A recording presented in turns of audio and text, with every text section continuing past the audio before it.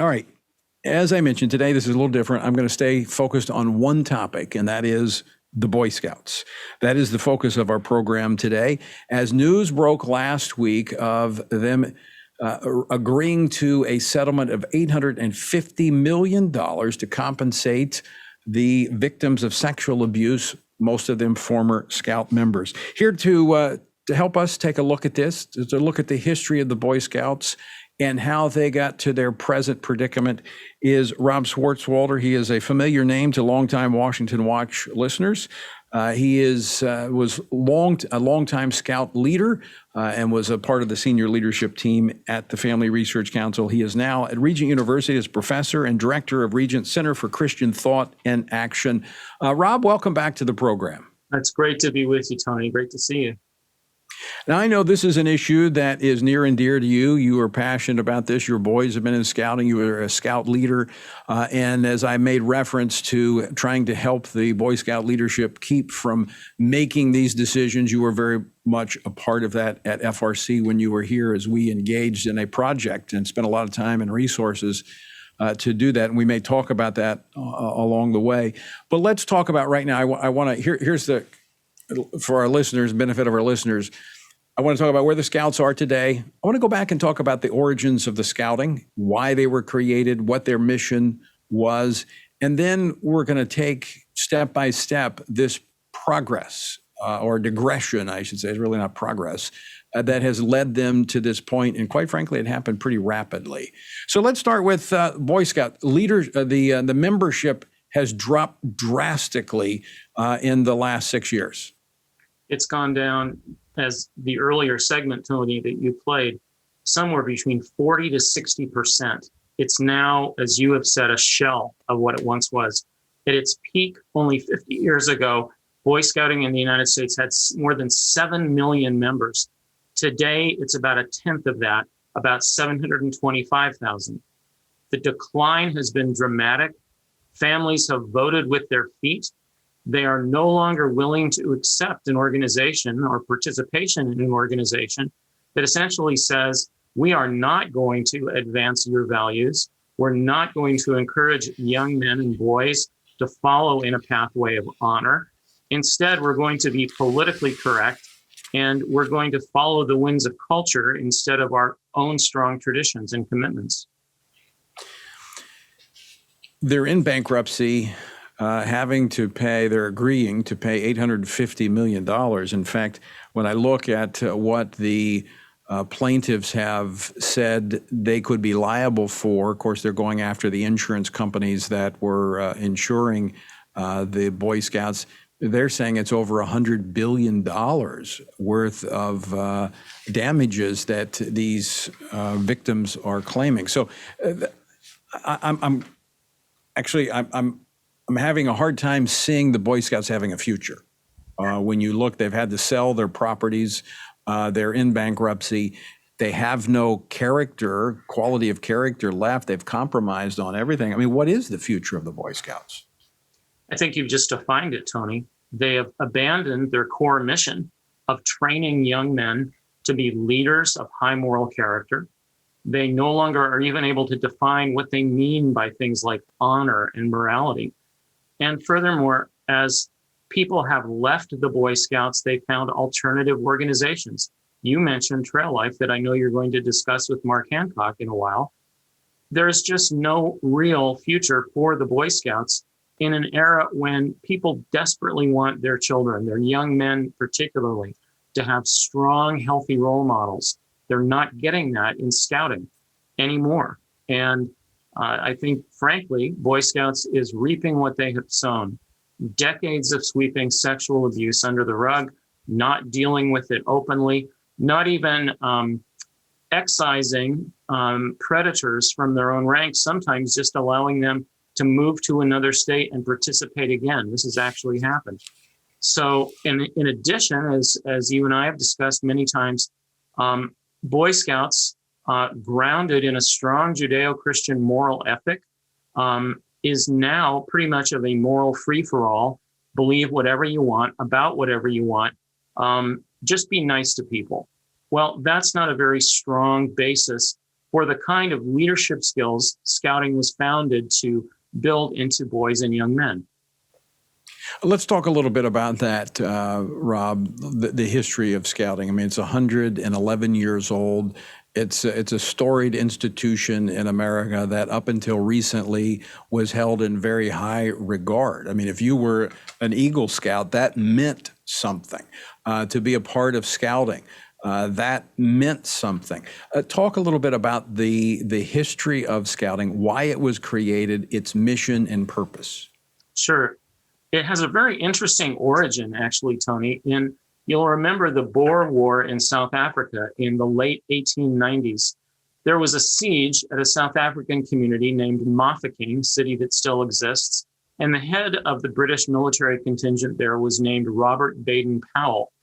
He was very impressed as they were besieged in that city by a group of young men who called themselves the Mafeking Scouts, a group of young men and boys who ran errands, who provided food for the troops, who acted as orderlies for the officers and so forth.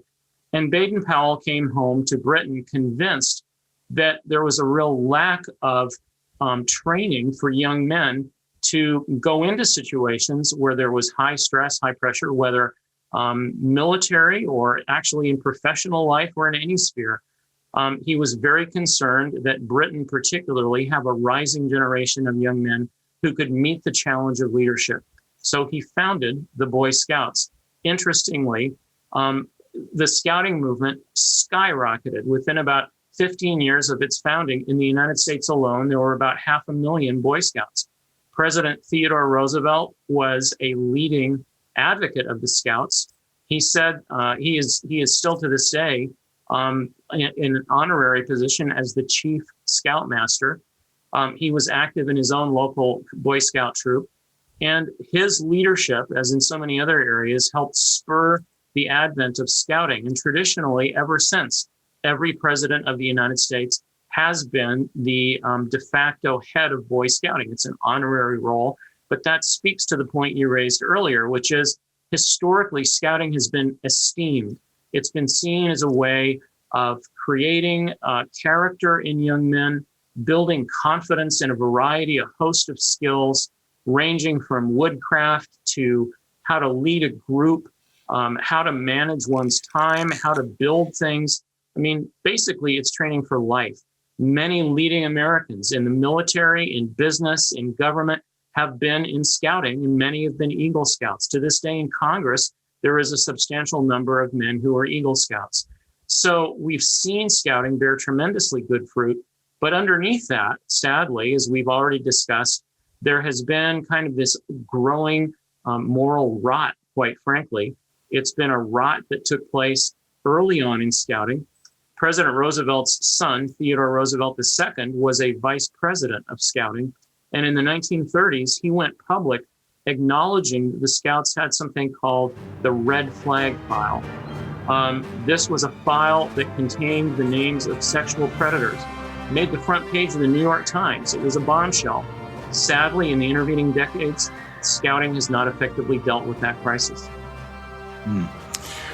Rob, we're up against a break. When we come back, I want to continue this conversation, but as we look at how that took root in America and Boy Scouting began to explode, attracting boys in many ways to prepare them for military service and to prepare them to be men in that journey from being a boy, adolescent, into manhood. We'll talk about that.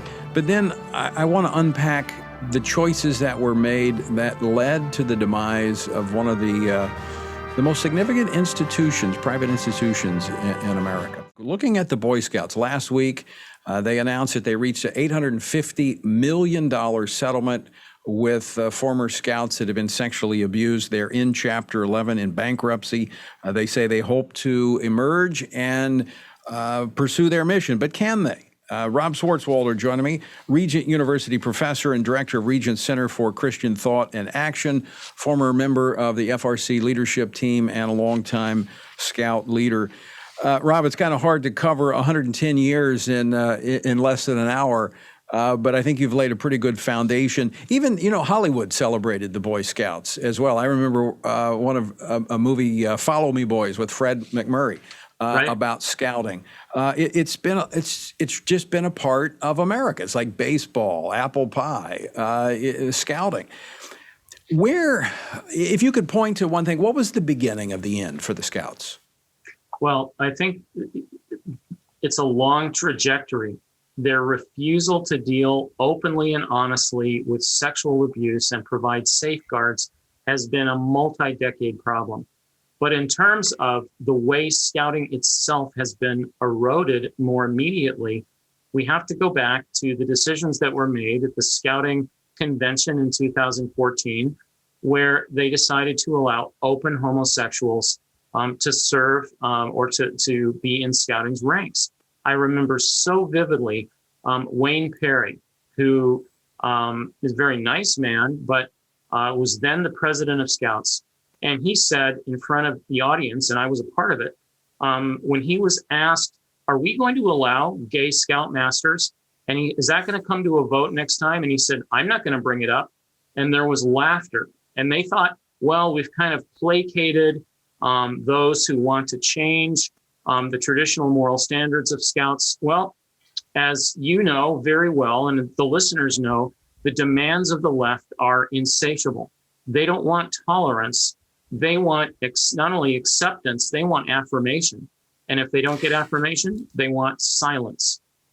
Yeah, let me play a clip, because I actually have a clip of this, and then I want to kind of summarize this progression, because I think you're right, it happened very rapidly. But I think I want to underscore what you said earlier. I think it goes to their failure to address the underlying compromise that allowed these boys to be abused. And then, it's almost like, well, let's give in to everybody else, so maybe they will forgive us for what we did or didn't do in years past. But I have a clip here of Rex Tillerson speaking at the 2013 convention that you talked about. This was the day after the vote. They had voted, and about 60% approved of the membership change that would have allowed boys who were homosexual, had a sexual orientation, to join, changing the membership rules. But as you said, they said, well, we're not going to change the leadership rules. Of course, we'll see that didn't take long for them to change that. But here's this clip number 4 of Rex Tillerson. What is left after we make the decision to change is the mission, and the mission has not changed. How we will deliver the mission, how do we want to implement the change? That's what we got to talk about. With such a fundamental change, I mean, I would argue, and by the way, Rex Tillerson went on to serve as Secretary of State. He's the only cabinet member that Donald Trump picked that I opposed. And it was for this very reason, that he's the one that shepherded this change. Rob, I would argue that what the Boy Scouts did is they fundamentally changed their mission by allowing this. Absolutely right. When Tillerson said that the mission hasn't changed, and Scouting has continued to make that argument, we have the same mission. Well, ostensibly, their mission is to take boys and make them into honorable, brave, leader-capable men. They are having difficulty defining even what a man is. Should man even be in leadership? And do men have a unique role to play in our culture of any kind?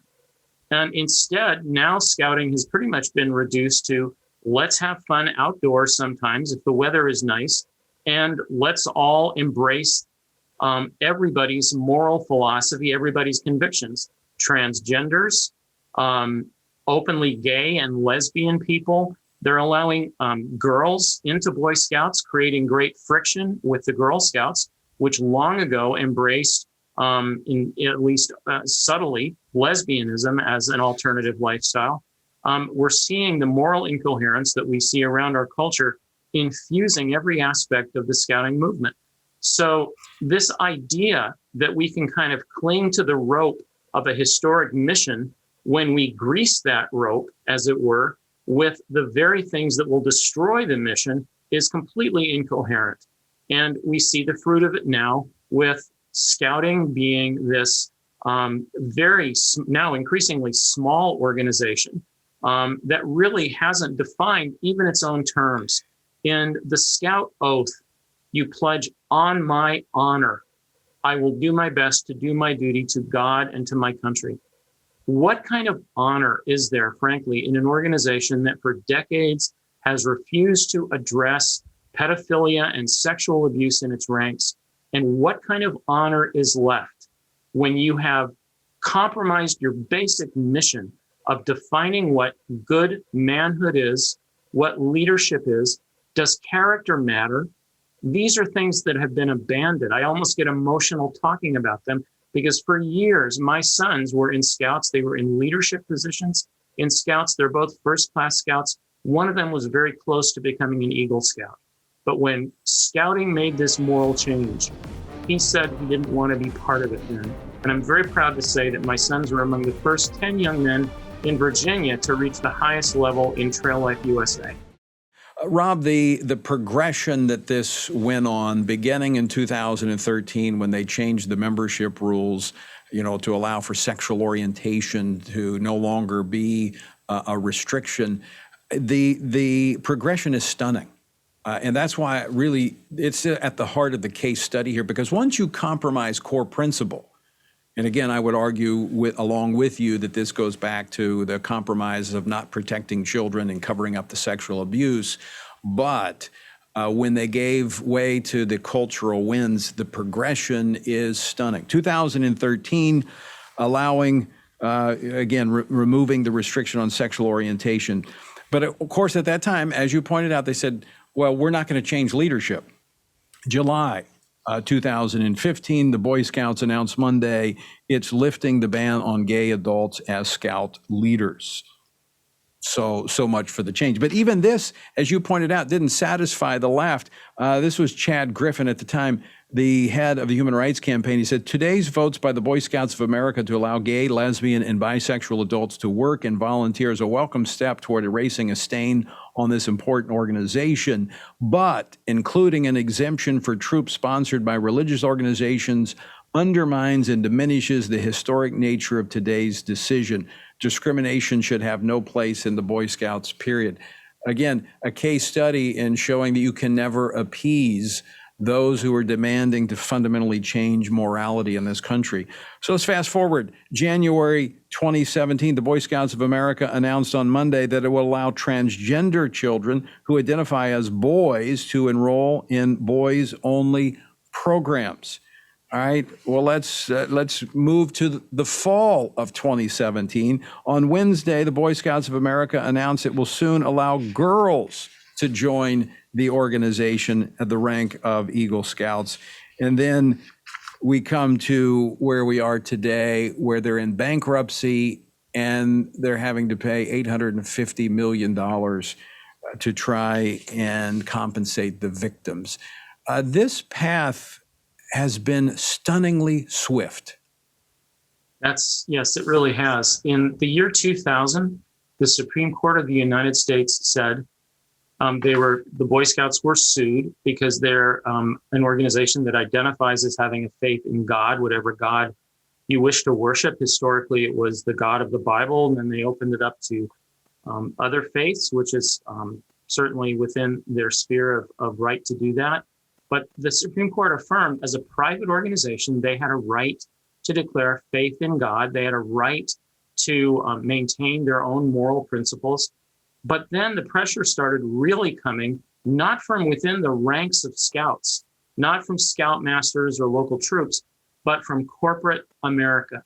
People like Steven Spielberg, the filmmaker, withdrew from Scouting's board of directors because he said they were homophobic. And then companies like Rex Tillerson's AT&T, Boeing, other major historic sponsors of Scouting pulled out their financial support because Scouting was still prohibiting open homosexuality and all other kinds of sexual expression that didn't comport with their historic commitment to sexual probity. They were preventing those things. And as a result, Scouting was pressured tremendously. And at that 2013 meeting, Tony, that we've mentioned, I remember very vividly the statistics being used that the major regions of Scouting were reporting even then they would potentially lose hundreds of thousands of members, and that the only entities within Scouting itself that were really crying for a change were smaller units in the Northeast and on the West Coast. In the heartland, in the South, in the West, which is where the great majority of Scouting traditionally has been, there was opposition to this movement.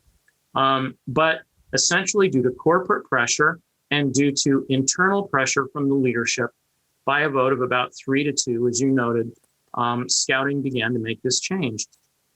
Yielding to corporate pressure that was itself yielding to the pressure of the activist gay left resulted in Scouting not having the courage to stand up and say, if you want to take your money, go. We're an organization of principle, of conviction. And instead, they saw essentially the dollar as their grid through which they would view their decision. And that was a huge animating factor for it.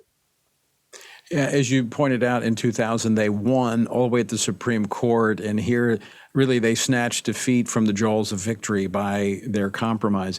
Here I have a short clip I want to play from 2015, speaking about the leadership. This was Robert Gates, former Secretary of Defense, at the 2015 meeting, talking about the change in policy. And you talked about the giving in to the cultural winds to, it's like this is happening over here, so we have to run. Even though they had won, the Boy Scouts won at the Supreme Court in 2000, saying you have the right to set your own standards. You're a private organization. You can do that. So play clip number 2 for us, please. Our oath calls upon us to do our duty to God and to our country. The country is changing, and we are increasingly at odds with the legal landscape at both the state and federal levels. The one thing that caught me about that is he didn't mention that God hadn't changed. The legal landscape maybe had changed, but God's standard and the standard that the Boy Scouts, and by the way, let me throw this in because even Rex Tillerson in 2019 made this admission when he was speaking before the Scouts. Play clip number 5. The founder of our Scouting movement, Lord Baden-Powell, when asked where religion comes into Scouting, he replied, "It does not come in at all. It is already there. It is a fundamental factor underlying Scouting." And indeed, that is why our Scout oath begins with our duty to God, and the final point of the Scout law, which guides us into putting into action the oath, is a Scout is reverent. So the whole commitment we make as Scouters and teach our Scouts to undertake begins and ends with God. Those words ring awful hollow to me. Yeah, sadly, I think they really do. It's interesting that within the Scout oath that he alluded to, it does end with reverence, but reverence for what? A God of your own self-creation? He mentioned, and you drew attention to this right at the beginning, Tony, he said, you said, this whole idea that Scouting is on this slippery slope and has just gone further and further down. People like Rex Tillerson, ironically, have advanced this. Robert Gates said something I thought was very significant. He said, our loyalty to God and to country haven't changed, but the country is changing. The legal landscape has changed. Frankly, if he were to have abided by the Scout oath and the Scout law, he and the other leaders of Scouts would have said, legal landscape is inconsequential. We'll fight, and if we lose, we'll go down fighting because we are men of principle. Principles that don't change.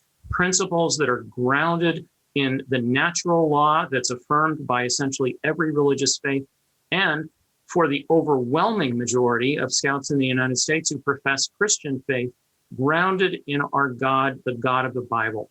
And instead, it's Culture's changing, so we better change with it. The very thing that made scouting unique, its sense of honor and conviction and principle, was thrown aside for the sake of appeasing cultural winds, appeasing an antagonistic culture. And sadly, parents and families who loved scouting precisely because scouting would not bend have now thrown up their hands and are moving into other groups like the wonderful Trail Life USA organization that our friend Mark Hancock is going to be talking about in just a moment. Rob, before I go to Mark and talk about this great alternative that has emerged on the scene, which I think is actually stronger than the Boy Scouts had been in the last half a century on these core values. You know, some might be who've joined us through the course of this program, they say, well, you know, all right, so what? The Boy Scouts are gone.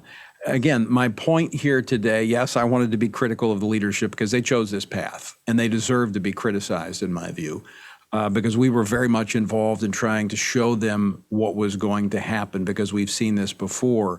But this is also a warning, is it not, Rob, to other institutions that this outcome cannot be escaped if you choose the same path of compromise? Absolutely. At Christian colleges and universities around the country, there's tremendous pressure from gay rights organizations to demand that we as Christian colleges and universities provide things like same-sex housing or LGBT student groups. Thankfully, the Christian College Coalition is standing against that, taking legal action to defend the right of Christian colleges to remain Christian in every way. But that's just one example. And a few Christian colleges have compromised. They have compromised their mission. A few months ago, you and I were talking about Bethany Christian Services, historically a wonderful organization that is now making children available to same-sex couples in violation of the very Christian faith it espouses. The slope becomes fast and slippery, and it has to be stood against. We don't need to walk up to the slope. We need to walk away from it. Stand where God's word always stands, lovingly and graciously, because his way is best. God is not unkind. His standards are not cruel. They're for our good and the good of our children. Let's stay standing firm for them. Well said. Rob Schwartzwalder, always great to talk with you. Thanks so much for coming on today. My pleasure. Thank you.